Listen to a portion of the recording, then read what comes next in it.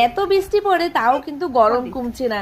সেদিন বোনের বাড়ি গিয়েছিলাম, গিয়েই দেখি গাছটায় সুন্দর ডাব হয়ে রয়েছে।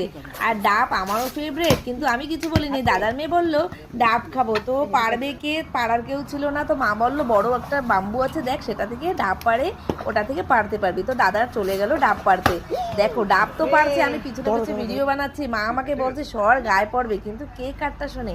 আমি ভিডিও বানাচ্ছি আর দাদা ডাব, নারকেল, কোনটা সব কিছু পারছে। মানে কোনোটা ডাব হচ্ছে, কোনোটা নারকেল হচ্ছে, আবার এরকম কি জলও পড়ে যাচ্ছে ফেটে ফেটে। কম ডাব আসলে উপর থেকে বাম্বু থেকে টেনে পারা হয়, তো সেই জন্য বোঝা যায় না কোনটা কি।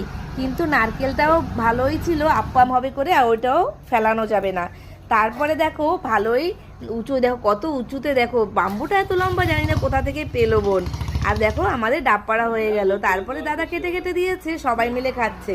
কিন্তু আমি ভিডিও বানানোর চক্করে আমি ডাব পাইনি। তারপরে মা বললো তুই খাবি না? আমি বললাম হ্যাঁ, কেন খাবো না, আমার জন্য একটা রাখো। তারপরে মা আমাকে একটা ডাব কেটে নিয়ে এসে দিল।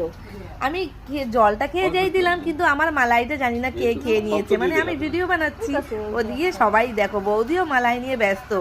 তারপরে আমাকে হাজবেন্ড বললো খেলে জলদি আসো, না হলে কিন্তু তুমি পাবা না। তারপরে আমিও একটু খেয়ে নিলাম।